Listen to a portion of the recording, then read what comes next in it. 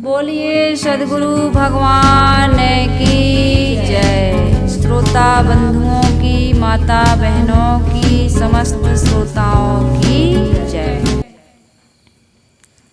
प्रातः स्मरणीय विश्व वंदनीय संतों के सम्राट सद्गुरु कबीर साहिब जी का यह ग्रंथ कहत कबीर, इसका भजन है। भजन कर जग में जीवन सार। ये पूरा भजन है और इस भजन को मैं आप सबके बीच रखूं इसके पहले कबीर आश्रम देवरी चैनल से जुड़े हुए समस्त श्रोता बंधुओं को हार्दिक शुभकामनाएं हैं कि आप सभी का जीवन सुखद एवं मंगलमय हो। और इसी उद्देश्य को लेकर आप सबके बीच सद्गुरु कबीर साहिब की वाणी, उनके भजन, उनके विचार आप सब तक पहुंचाने का कबीर आश्रम देवरी चैनल ने जो बीड़ा उठाया है और इसमें आप सभी का भरपूर सहयोग। आप सभी लोग निरंतर दिन प्रतिदिन इन विचारों को सुनकर अपने जीवन को सुंदर, मधुर, कोमल, पवित्र बनाकर आत्म शांति और प्रसन्नता की प्राप्ति कर रहे हैं। प्रेम, भाईचारे और मधुरता का व्यवहार एक दूसरे से कर रहे हैं। इस बात का मुझे विश्वास हो रहा है कि कबीर आश्रम देवरी चैनल की सेवा आप सब उससे लाभ ले रहे हैं, इसलिए आप सभी को बहुत बहुत आभार। आइए सद्गुरु कबीर साहिब जी का हम भजन श्रवण करते हैं। भजन है, भजन कर जग में जीवन सार। नर देही का गर्व ना कीजे, जरबर होती छिन में छार। पांचों मार 25 बसकर, यम राजा की चोट संहार। नदिया गहरी नाव पुरानी, बिन सतगुरु कस उतरे पार। कहें कबीर भजन कर गुरु का, भव सागर से उतरो पार। भजन कर जग में जीवन सार। सद्गुरु कबीर साहब यह कह रहे हैं कि हम सबको भजन करना चाहिए। तो सद्गुरु कबीर साहब का ये भजन ऐसा है कि जिसको स्त्री भी कर सकती है और पुरुष भी, प्रत्येक मानव कर सकता है। भजन कौन कर सकता है? प्रत्येक मानव। केवल मानव ही भजन कर सकता है और अन्य 3 खानियों में भजन की संभावना, भजन की भूमिका नहीं है। कौन सी भूमिका है वो? भोग की भूमिका। वहाँ भजन नहीं हो सकता है। लेकिन सद्गुरु कबीर साहब कह रहे हैं कि यहाँ हिंदू, मुसलमान, सिख, ईसाई, स्त्री, पुरुष, बूढ़ा, बालक, सभी वर्णों के, सभी मत मजहों के, सभी संप्रदायों के लोग भजन करते हैं, क्योंकि एक भजन ही सार है। तो ये कौन सा भजन है जिसको सभी को करना चाहिए और भजन का अर्थ क्या है, भजन का सार क्या है, इस पर से थोड़ी चर्चा करूंगी मैं। भजन का अर्थ क्या है, इस पर काफी चर्चा हो चुकी है। आज और इस पर चर्चा करूंगी। भजन अर्थात सेवा। भजन अर्थात सेवा। सेवा, आराधना, स्मरण, स्वत्व या विभाजन, ये भजन के अर्थ हैं। यही है भजन, इसे ही भजन कहते हैं।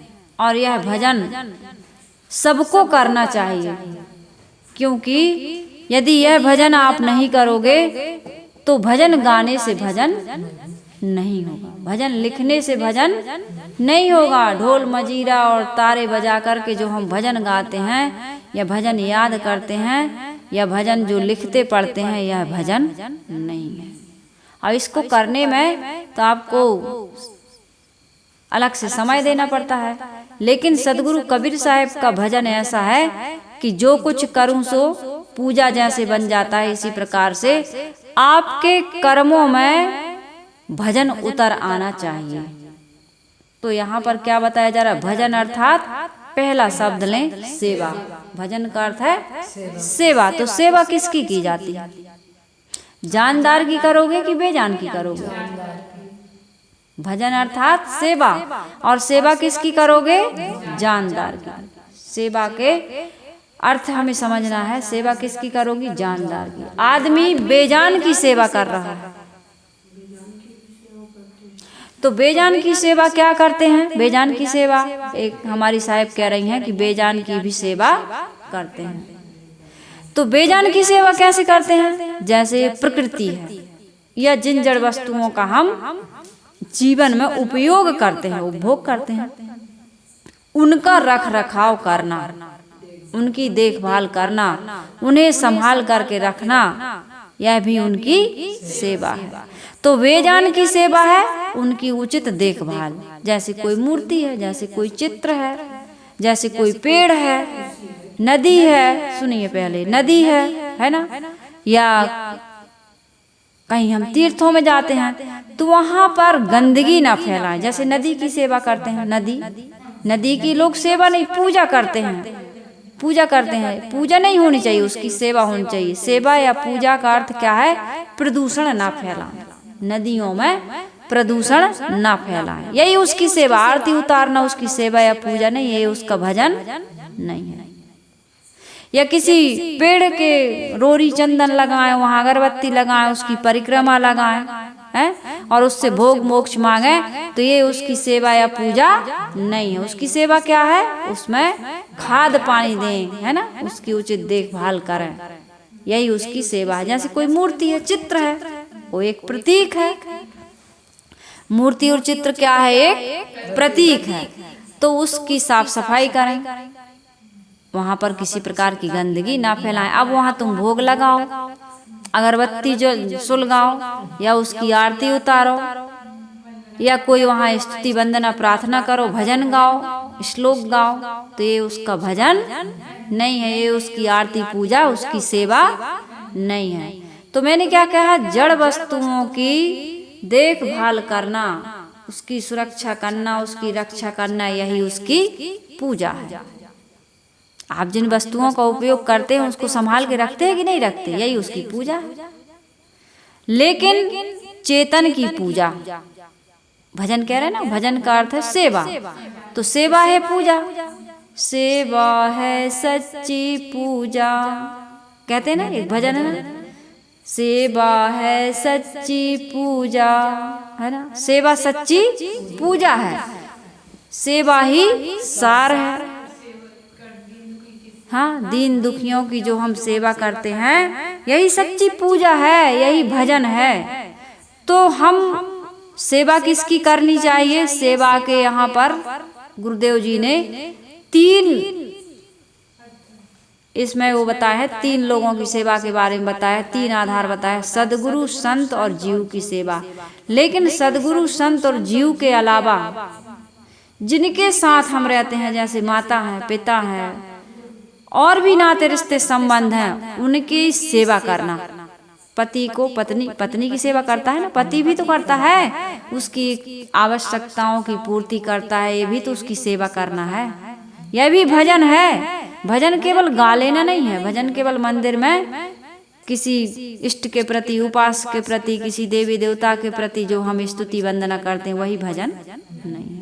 भजन अर्थात एक दूसरे की उचित देखभाल करना, ध्यान रखना, जरूरतों की उनकी पूर्ति करना, उनका सम्मान करना, उसके साथ प्रेम भाईचारे का व्यवहार करना, यह भी सेवा है, और यही सच्चा भजन है। आप भजन गाते हैं या सत्संग करते हैं या कंठी माला ले लिए हैं या गुरु मंत्र ले लिए हैं, लेकिन पत्नी के साथ आपका संबंध मधुर नहीं है, पति के साथ, बच्चों के साथ, सास के साथ, बहू के साथ, है ना, किसी के भी साथ आपका संबंध मधुर नहीं है, तो यह भजन नहीं है, ये सेवा नहीं है।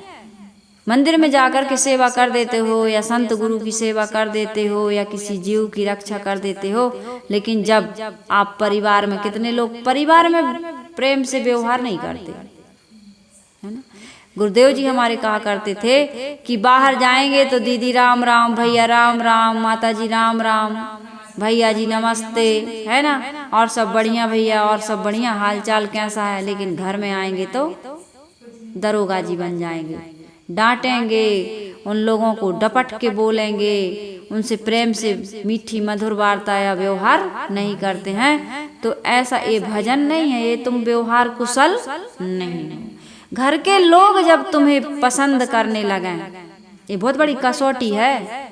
पति पत्नी को पसंद करे और पत्नी पति को पसंद करे। एक व्यक्ति था, सत्संग में गया था, बहुत सारे लोग गए थे, वह भी गया था। संत ने पूछा, क्या आप अपने जीवन से संतुष्ट हैं? सब चुप। क्या घर वाले आपको पसंद करते हैं?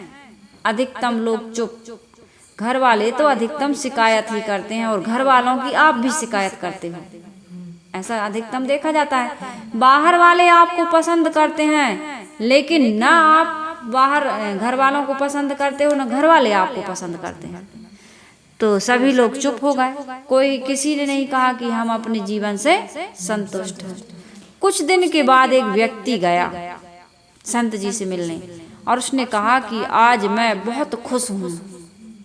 संत ने पूछा कि खुशी का कारण? तो उसने कहा कि आज मेरे बच्चों ने कहा कि मैं आपके जैसा जीवन जीना चाहता हूँ, इसलिए मैं अपने जीवन में पूर्ण सफल हूँ और संतुष्ट हूँ। हाँ, बच्चों ने कहा कि हम आपके जैसा जीवन जीना चाहते हैं, आप हमारे रोल मॉडल हैं, आप हमारे आदर्श हैं, हम आपके जैसा जीवन जीना चाहते हैं। जिसके परिवार में या समाज में या कोई मित्र जहाँ जिससे संबंध है, कोई आपका जैसे बनना चाहे, आपस में हो क्या रहा है? शिकायत हो रही है ना, एक दूसरे की हम शिकायत कर रहे हैं। शिकायत मतलब तुम्हारा व्यवहार, तुम्हारी रहनी, तुम्हारा आचरण, तुम्हारा साथ हमें पसंद नहीं है, तभी तो शिकायत हो रही है। खुश नहीं है हम आपसे, इसलिए हम आपकी शिकायत, तो हम आप जैसा बनना क्यों चाहेंगे जब हमें आपसे शिकायत है। लेकिन कोई हमें पसंद करने लगे, पसंद वो वाला पसंद नहीं कि आपके बिना रह नहीं सकते, वो में लोग पसंद करते हैं ना, देह बुद्धि भोग बुद्धि को लेकर के भी एक दूसरे को पसंद करते हैं, तो वो पसंद की बात नहीं हो रही है यहाँ। आप ऐसी रहनी, ऐसा आचरण बनाइए कि लोग आपको पसंद करें, और आप ऐसा स्वभाव बनाइए कि आप भी लोगों को पसंद कर सकें। जब अहंकार नहीं होगा, कामना नहीं होगी, स्वार्थ नहीं होगा, तभी ऐसा होगा। मित्र और कृष्ण और सुदामा की मित्रता की जो कहानी बताई जाती है, एक गरीब है और एक राजा है ना, लेकिन कृष्ण ने कभी भी उनके अंदर में ये अहंकार नहीं आया। दूसरी तरफ क्या है, द्रोणाचार्य और द्रौपद राजा, ये भी मित्र थे। ये भी जब गुरुकुल में गए थे तो इन दोनों की भी मित्रता वहां पर हुई थी। जब बड़े हुए, अपने अपने घर आए, शादी विवाह हुआ, यहाँ इनको द्रोणाचार्य को भी पुत्र हो गया, वहाँ भी द्रौपद राजा बन गए। तो इनके यहाँ बालक को दूध पिलाने का भी व्यवस्था नहीं थी। द्रौपद इनके यहाँ द्रोणाचार्य के यहाँ तो बच्चे को सफेद जो मिट्टी नहीं होती है उसको घोल के माँ पिला देती थी, कभी आटा पिला देती थी। तो इनके मन में आया कि मेरा मित्र तो बहुत बड़ा आदमी है, उसके यहाँ चला जाऊंगा और उससे मैं सहयोग मांग लूंगा, ऐसी कथा है ना। तो उसने अपमान कर दिया कि भाई उस समय की मित्रता, बचपन की मित्रता, उसको कोई कहा तुम दरिद्र ब्राह्मण और कहा मैं राजा, तुम्हारी हमारी कोई मित्रता उस समय थी तो थी। इन्होंने कहा कि हम दोनों लंगोटिया यार हैं, उन्होंने उनका तिरस्कार कर दिया। तो बदला लिए फिर हाँ यहाँ इधर आए हस्तिनापुर, तो भीष्म पितामह ने इनको अपने पास रख लिया और कहा कि कौरवों और पांडवों के बच्चों को, कौरव पांडवों के जो बच्चे थे इनको ना 100 कौरवों को और 5 पांडवों को आप पढ़ाइए। इन्होंने फिर ज्ञान दिया, शिक्षा दी, धनुर्विद्या में हर कला कौशल में इनको योग्य बनाया। तो इन्होंने इसी उद्देश्य से इन लोगों को इतना योग्य बनाया और कहा कि जाओ द्रौपद को बंदी बना करके लाओ। बंदी बना करके लाए, हमला कर दिया, उनके राज्यों को हड़प लिया, आधा आधा बंटवारा कर दिया और कहा कि मैं संतोषी ब्राह्मण हूँ। तो एक तरफ ये उदाहरण मिलता है और दूसरी तरफ मिलता है कृष्ण का और सुदामा का। सुदामा एकदम गरीब दरिद्र दीन दुखी, लेकिन कृष्ण जब सुनते हैं भजन, आप लोग सुनते हैं ना, अरे द्वारपालो कन्हैया से कह दो कि द्वारे सुदामा गरीब आ गया है। न सर पर है टोपी बदन भी है नंगा, न पैरों में पद त्राण उसके दिखाते। नहीं मानता कहता मोहन से कह दो कि मिलने सखा बद नसीब आ गया है। इतना सुनते ही कृष्ण दौड़े दौड़े सिंहासन छोड़ करके दौड़े दौड़े चले आते हैं और सुदामा को गले से लगा लेते हैं। सुदामा की फटी हालत को देखकर वो इनकार नहीं करते हैं कि ये मेरा मित्र नहीं है, कहाँ से आ कौन है, इसको तो बाहर कर दो।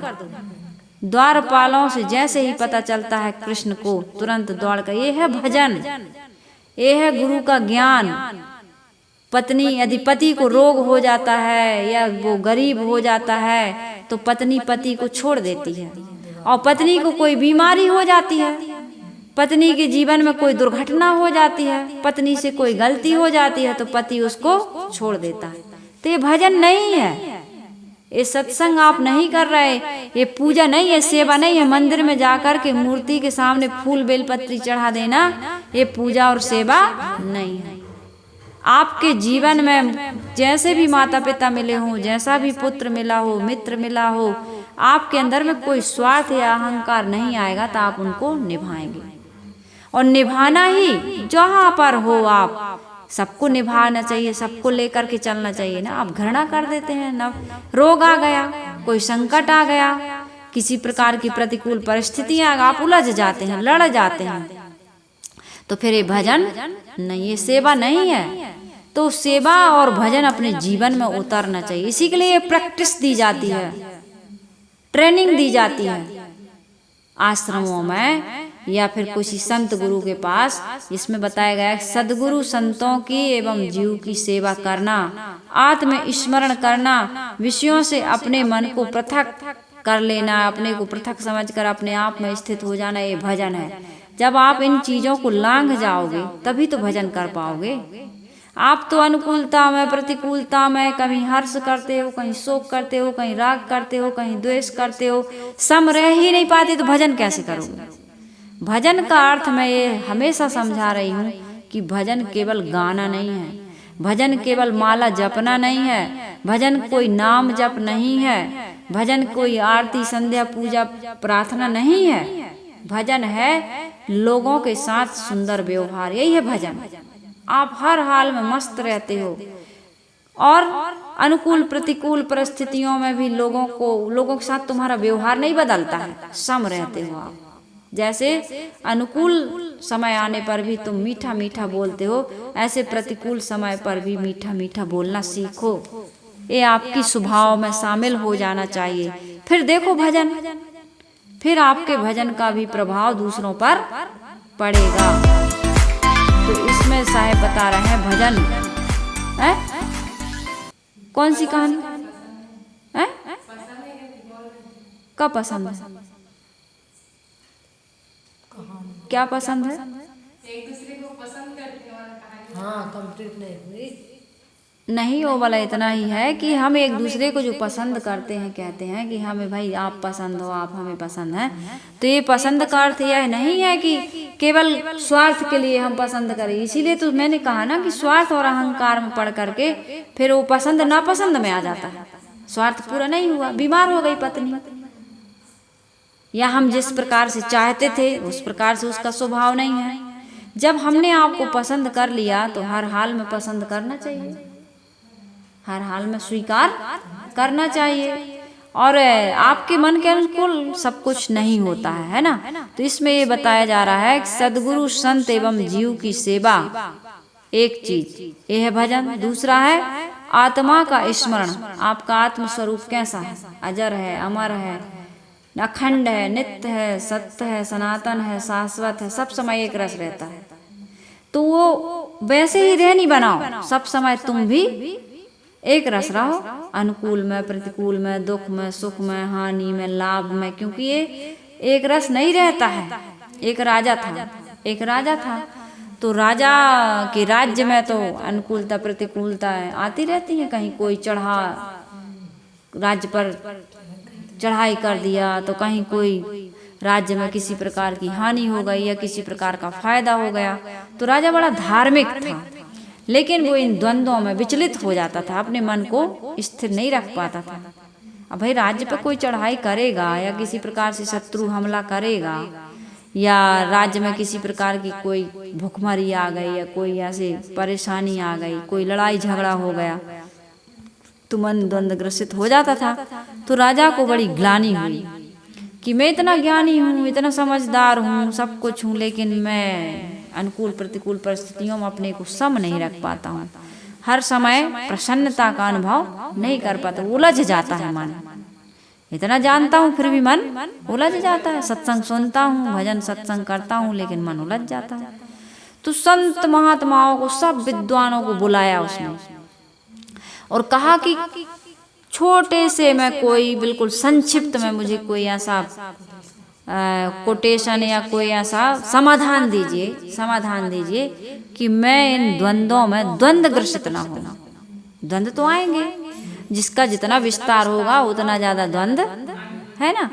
जो जितना ज्यादा कम व्यवहार करता है उतना कम उलझन आती है, जो जितना ज्यादा व्यवहार करेगा उलझन उतनी ज्यादा आएगी। तो सभी लोगों ने फिर आपस में मीटिंग की, तो सब लोगों ने एक प्रस्ताव पारित किया, सब लोगों ने मिल करके।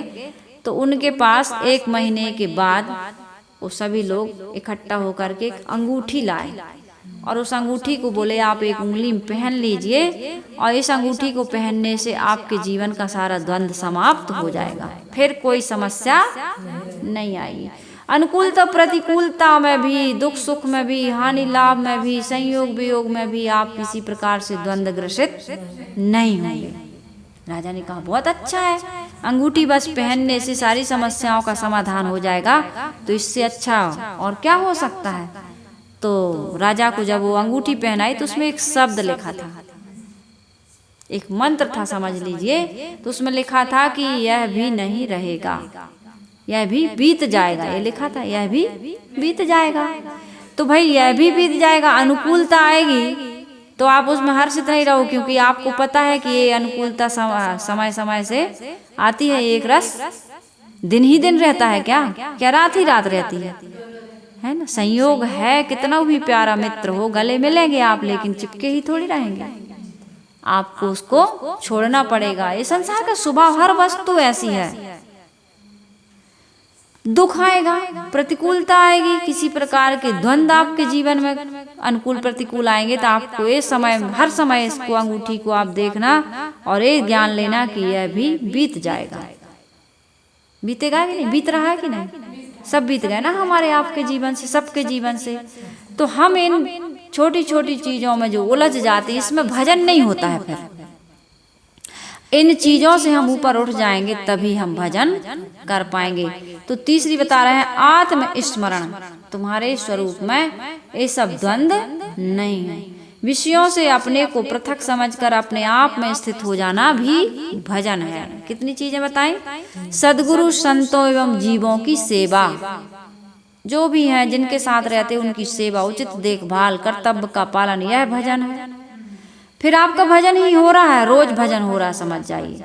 मैंने वो कहानी बताई ना एक दिन, 2-3 दिन पहले मैंने डाला है प्रवचन, कि एक फकीर था, तो वो दीन दुखियों की, जरूरतमंदों की, पवित्र आत्माओं की सेवा करता था। भूखे को भोजन, प्यासे को पानी, और जरूरतमंद की, रोगी है, किसी प्रकार से असहाय है, उसकी सहायता करता था, उसकी सेवा करता था। और उसके बाद उसके मन में तो जब सेवा करोगे तो प्रसन्नता का भाव आता ही, आत्मसंतोष का भाव जगता ही है। जिस दिन आप किसी का भला करते हैं उस दिन आपके मन में कितना सुंदर विचार आते हैं, शांति, एक संतोष, एक सुकून मिलता है, आत्मिक संतोष मिलता है। और किसी के साथ इसके विपरीत करते हैं तब क्या होता है, सब लोग अनुभव, इस बात से तो सब अनुभवित है, ऐसा नहीं है कि अछूते हों।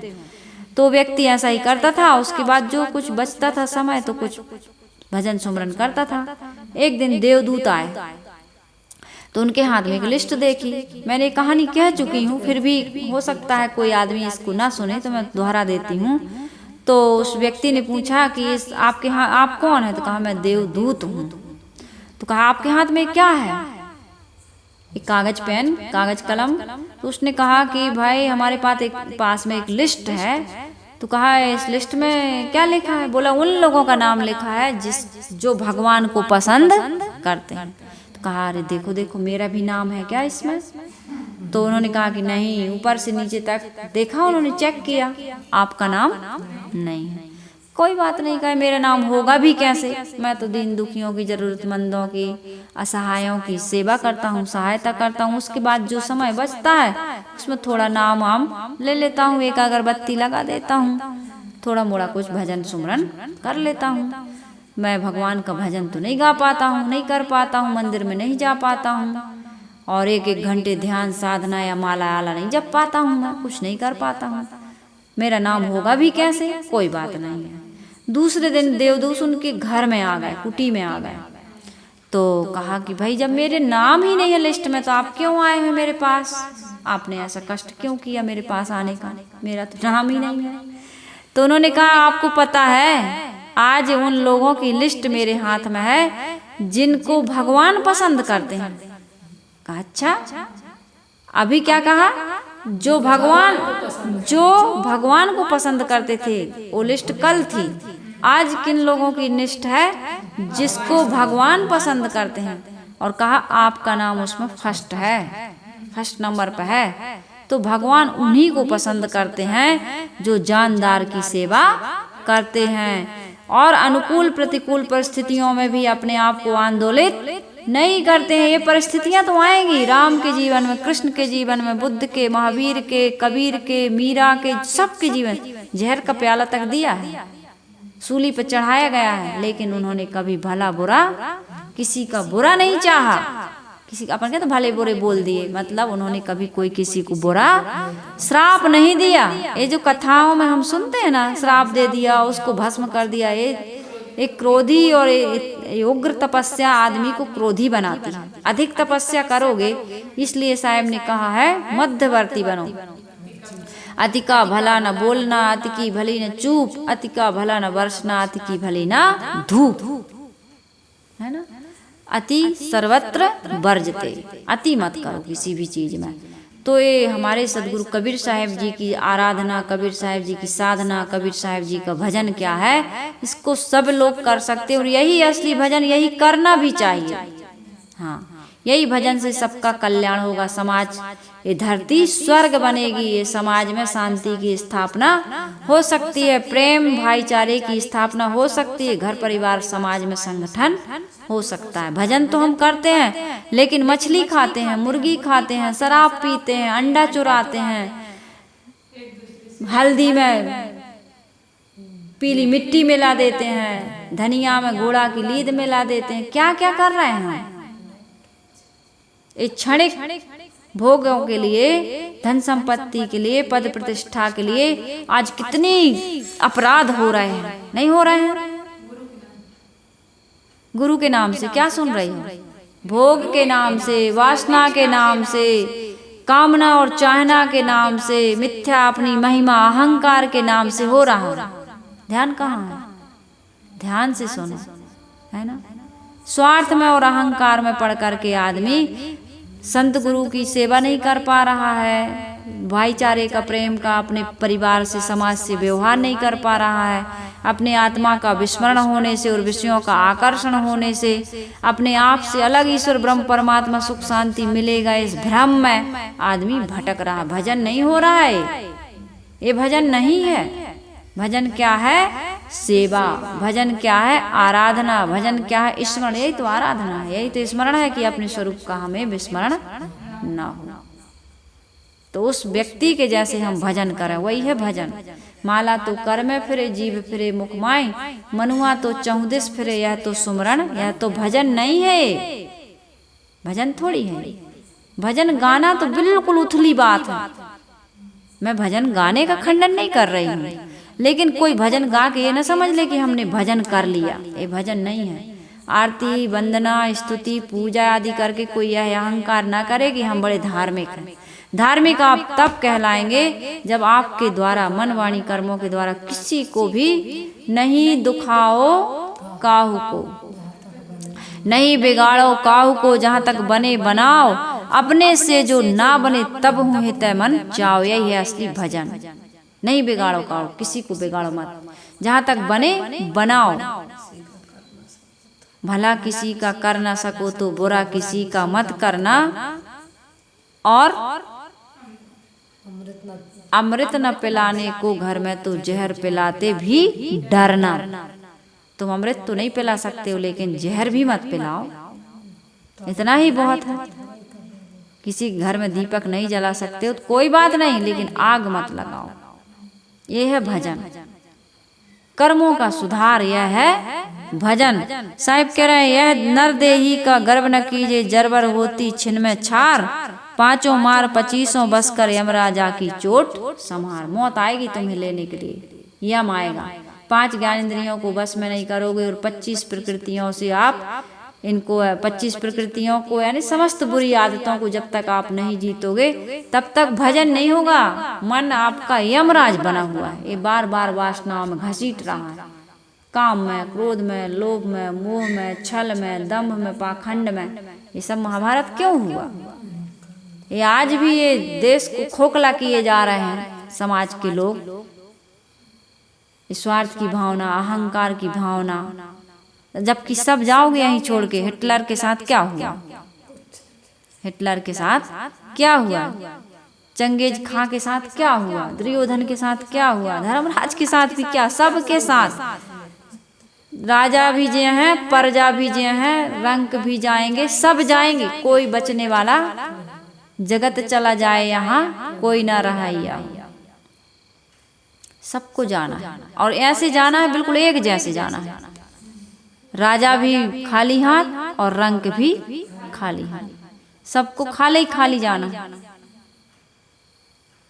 3 मित्र थे।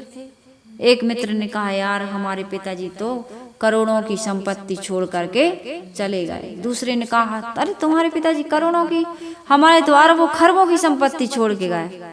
तीसरा चुप था, कहा यार तुम्हारे पिताजी कितना छोड़ के गए? उसने कहा, हमारे पिताजी तो पूरा संसार छोड़ के गए। भजन है ना, लो अपना जहां दुनिया वालों, हम इस दुनिया को छोड़ चले, हम इस दुनिया को छोड़ चले। जब दुनिया ही छोड़ जाओगे तो दुनिया की चीजें ले जाओगे, कैसे ले जाओगे? बताओ, कौन ले गया आज तक? ना कोई चीज ले जाओगे, ना कोई स्त्री या पुरुष तुम्हारे साथ में जाएगा। गए राम और गए लक्ष्मणा, संग न गई सीता ऐसी धना, जात कौरवे लागू न बारा, गए भोज जिन साजल धारा, गए पांडव कुंता ऐसी रानी, गए सहदेव जिन बुद्धिमती ठानी, सर्व सोने की लंका उठाई, चलत बार कछु संग न जाई, जाकर पुरी अंतरिक्ष छाई, सो हरिश्चंद्र देखल नहीं भाई। मूर्ख मनसा बहुत संजोई, अपने मरे और लग रोई। कल भी मैंने कहा था ना, सदगुरु कबीर साहब ने तो ऐसी चोट देने वाली बातें कही हैं, फिर भी आदमी इन बातों को सुनता नहीं। सुनता है तो ध्यान देता नहीं, कहते हम भूल जाते हैं। भूल गए तो बर्बाद है और याद है तो आबाद है। तो साहिब कह रहे हैं, नदिया गहरी नाव पुरानी, बिन सतगुरु कस उतरे पार, भजन कर जग में जीवन सार, कहें कबीर भजन कर गुरु का, भवसागर से उतरो पार। भवसागर से पार उतरना है तो गुरु का सहारा लेना पड़ेगा। वासना की बहुत गहरी नदी बह रही है तुम्हारे अंदर, ये वासना की नदी को पार करना, ये वासना के प्रवाह को लांघ जाना, सहज कूप में परे सहज रण जूझना, सहजे सिंह शिकार अग्नि का कूदना, कितने किए हियाव बात सब गर्द है, अरे हाँ पलटू मन को राखे मार सिपाही मर्द है। आग में कूद जाना, जलती हुई आग में कूद करके स्त्रियां जौहर कर लेती हैं। जौहर की है ना, पति के साथ सती हो जाती हैं, तो आज सहज कूप में परे, कूप में छलांग मार देते हैं, कुआं में भी गोताखोर देखो समुद्र में गोता लगाते हैं ना, तो सहज कूप में परे सहज रण जूझना, और रण में जूझना यानी लड़ाई करने चले जाना, युद्ध क्षेत्र में चले जाना, सेना पर बॉर्डर पर खड़े हो जाना, यह भी सहज बात है। सहज कूप में परे सहज रण जूझना, सहजे सिंह शिकार अग्नि का कूदना। कितने कितने खूंखार जानवरों को बस में करके सर्कस में नचा लेते हैं लोग, लेकिन मन को बस में करना ये सबके बस की बात नहीं है। तो मन को बस में जो नहीं करेगा वो क्या होगा, मन का गुलाम बन के, ये मन उसके लिए एक वासना बन गया है, यमराज बन गया है। तो साहिब कह रहे हैं वासना की एक गहरी नदी है और शरीर रूपी नाव पुरानी है। ज्यों ज्यों भीजे कांवरी त्यों त्यों भारी हो, जितने बूढ़े होते जा रहे हो नाव तुम्हारी जीर्ण छीण होती जा रही है। और बुढ़ापा आएगा जरूर जीते रहोगे, तो ऐसा तो है नहीं कि बुढ़ापा ना आए, आएगा कि नहीं आएगा, बुढ़ापा आएगा जीते रहोगे तो। और काया क्षीण होगी, अकिंचनता असमर्थता अकेलापन तुम्हारे जीवन में आएगा, फिर तुम वहां पर भजन नहीं कर पाओगे तो क्या करोगे, एक खुरापात तुम्हारे सिर पर चढ़ेगी, बीड़ी की वासना सताएगी, सिगरेट की वासना सताएगी, मांस खाते हो तो मांस की वासना सताएगी, काम वासना की वासना भी सताएगी, लड़ाई झगड़ा जो कुछ भी किए हो उसकी वासना तुम्हें, उसके संस्कार तुम्हें सामने सामने आएंगे, वो रील चलेगी। हाँ, मरते समय बुढ़ापे में अकेले में खाट में खांसते रहोगे, दमा का रोग हो जाएगा, शुगर का हो जाएगा, डायबिटीज, बीपी लो हो जाते हैं, कितने प्रकार के रोग हो जाते हैं। नहीं होगा तब भी से तुम ऐसे ही बैठे रहोगे, खाट पे शक्ति नहीं है। बुढ़ापे में रोगों का आक्रमण होता है ना, ये देह तो रोग का घर है, गृहस्थी शोक का घर है कि नहीं है। तो अब जब इनमें फंसे रहोगे तो मन तो परेशान करेगा ही। अब बहुबंधन बना लिए हैं तुमने, अब एक बेचारा जीव तड़फ रहा है, हल हल कांपे बाला जीव, न जानो का कर है पीऊ, कांचे बासन टिके न पानी, उड़ गए हंस काया कोमलानी, का गुड़ावत भुजा पिरानी, कहीं कबीर यह कथा से रानी, है ना। कबीर साहब ने कहा है भाई तुम्हारा जीवन बीत रहा है और भजन तुम नहीं कर रहे हो, अर्थात शुभ संस्कार पवित्र संस्कार की पूंजी इकट्ठी नहीं कर रहे हो, तो यह मन रूपी यम तुम्हें परेशान करेगा और तुम्हारी नाव दिनों दिन पुरानी होती जा रही है। भव सागर से वासना रूपी नदी से तुम पार कैसे जाओगे, ये वासना तुमको परेशान करेगी, कर रही ना, खाने की, पीने की, देखने की, सुनने की, भोगने की, मिलने की, आने की, जाने की, फिल्मी गाना सुनने की, फिल्में देखने की, हाँ सुंदर सुंदर नर नारी देखने की, आलिंगन की हो रही है। बूढ़ा कहते हैं ना, शरीर बूढ़ा होता है लेकिन वासना कभी बूढ़ी, मन कभी बूढ़ा, मन मरे न माया मरे, मर मर जाए शरीर, आशा तृष्णा ना मरे, यूं कथ कहे कबीर। तो आशा तृष्णा को मारना पड़ेगा, आपको जीतना पड़ेगा, उसको नहीं मरी जीतना, बस में तो करना पड़ेगा, इसी के लिए तो साधना की जाती है। तो इसलिए साहिब कह रहे भजन करो जग में जीवन सार, बिना समर्थ सदगुरु के वासना नदी को पार करना संभव नहीं है।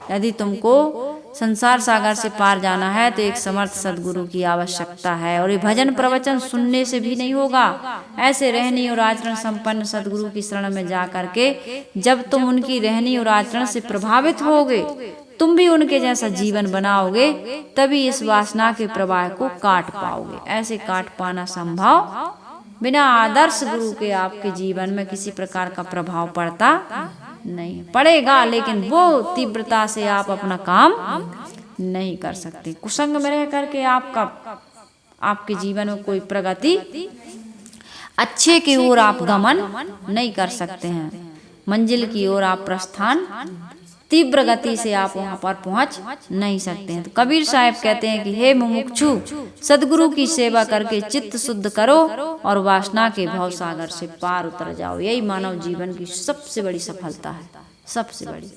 ये धन कमा लेना, पुत्र परिवार कमा लेना, पद प्रतिष्ठा कमा लेना, ये सब धोखा है। रतन का जतन करो माड़ी का श्रृंगार, आया कबीरा फिर गया झूठा है अहंकार। ये रतन नहीं है। रतन क्या है? यही भजन।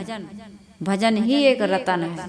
भजन अर्थात समाज में लोगों की, प्राणियों की या जड़ वस्तुएं जो तुम्हारे, उनकी उचित देखभाल, लोगों के साथ सुंदर व्यवहार, उनकी ज़रूरतों की पूर्ति करना, अपने कर्तव्य का निर्वाह करना और अपने स्वरूप का स्मरण करना, वासनाओं का त्याग करना, यही है भजन।